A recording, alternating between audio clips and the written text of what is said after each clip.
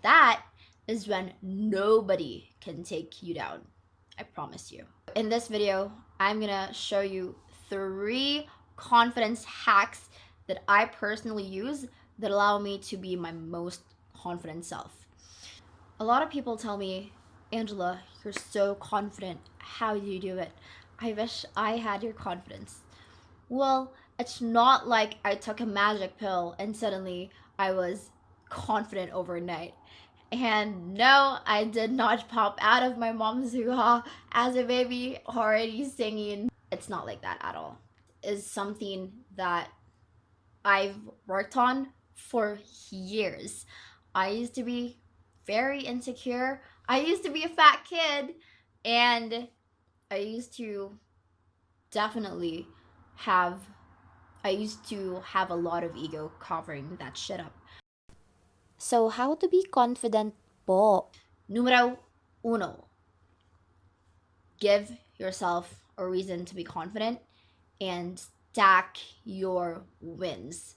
So, how you do that is by keeping the promises you make to yourself, whether that's not eating pizza so you can have your abs, or really studying so you can ace that test, doing things that you promised yourself.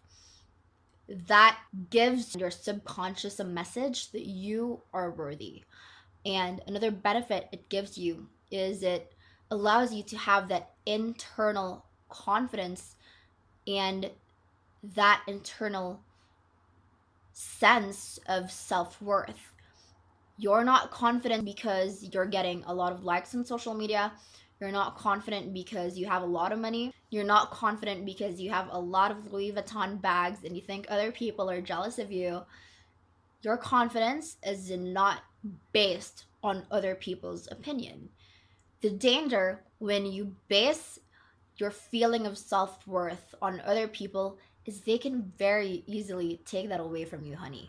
Once they give you a thumbs down, a booyah, you're gonna feel insecure because you didn't build that sense of worthiness on the inside. This confidence thing, it's an inside job. It has to you have to do the work on the inside first before you can ever show up as somebody who is so courageous and takes a shot at their dreams and isn't afraid to try. You don't even need to be perfect all the time. All you need to do is to be better at least 1% every single day. Because after a year, you're already better by 365%. And even if you're just working on yourself 200 days out of the year, that's still a 200% improvement compared to if you didn't work on yourself at all. So it's not a magic pill. It's not magic. It's organic. It takes a lot of work and it's hard, especially at first. But you're going to thank yourself for it. You're going to thank yourself that you kept your promises, that you built yourself from the inside, because that is when nobody can take you down. I promise you. The second way for you to do this is to change the things that you don't like about yourself and accept the things that you can't change. So, if you want to be a Victoria's Secret model, but you're 5 feet tall, like me, that's probably not gonna happen, or it's gonna happen in the future. Who knows? But there are a lot of things in our control and a lot of things that are outside of our control.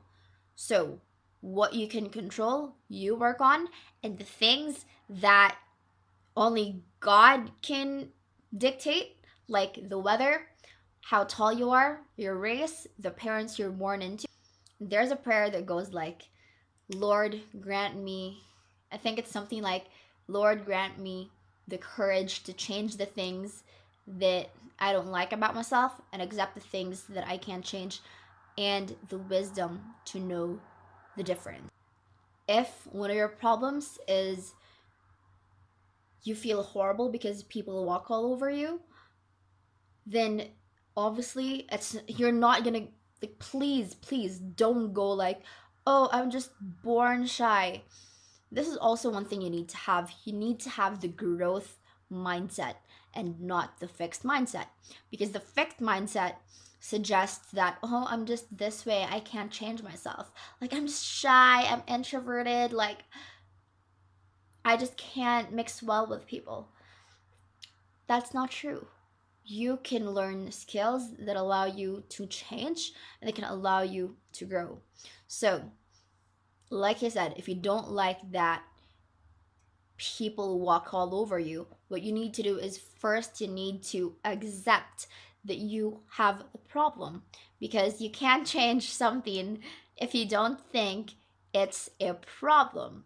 So you need to have a healthy sense of self awareness and a healthy sense for accepting constructive criticism from the people who know you and the people who want the best for you, even if it hurts. My mom tells me I'm useless at chores, and she's right. I'm chore retarded. Although I'm learning, I can't change that if I did not accept it in the first place. So, the very first thing you need to do to change something you don't like about yourself is to acknowledge that you have that problem. The second thing would be to know and find out what the solution is. So, in the case of being walked all over um, on people, so on the case of people walking all over you, what you need to start doing, and obviously the solution for that would be standing up for yourself. Once you know the solution, you gotta understand the steps that will help you get there. Maybe for you, that's saying no, learning to say no, to stand up for yourself, to establish personal boundaries, and to let people know in a decent way that it's not okay to talk shit about you. It's not okay for them to call you names, and you're not gonna stand up for the shit that they put you through. Next thing is practicing it every single day. Like I said, it's not a pill. It's something, the most confident people have insecurities. Trust me.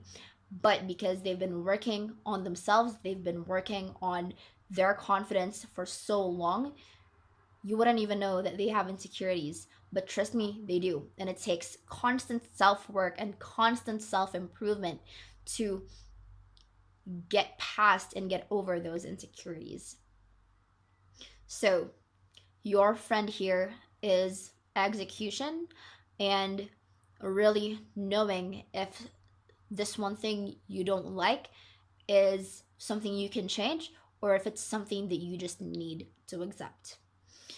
Lastly, it's to go do shit that scare.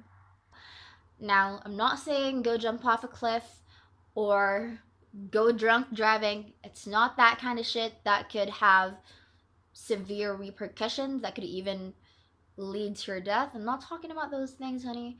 I'm talking about baby steps that allow you to get out of your comfort zone and things that literally make your heart pound in your chest wildly. So, an example of this could be traveling alone, dropping out of college because you feel like it's not the right path for you, just like this girl did. Another could be living independently, fending for yourself, paying your own bills. These things are fucking scary. Paying taxes, changing a new job, living on your own for the first time. You gotta do things that scare you, because when you've done things you've never done before, you're able to really see, oh my god, I was able to do that. Holy shit. And that's how you build every single block of confidence. One example for me was I was scared of putting up a makeup workshop because I was like, oh my god, The first time I ever did this was I was 15, and yeah, there were people who came, but what if there would be no one this time?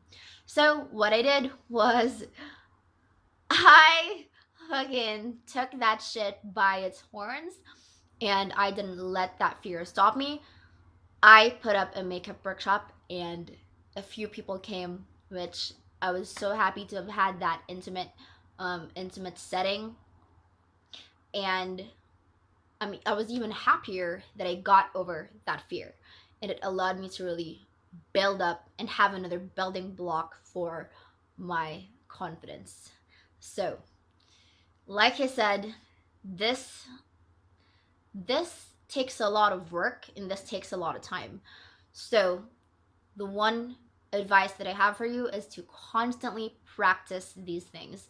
Like I said, it doesn't have to be perfect. You don't need to show up consistently 24/7, 365, although that would be preferable. But all you need is an improvement every single day. That's it. Don't feel like you always have to be perfect, and don't beat yourself up if you slip back into your old ways. Just make sure that you get back on track. So that's it for this week. I hope this has been helpful, and let me know what you want to see from me. I'm going to see you in the next few videos. I really hope this has been helpful.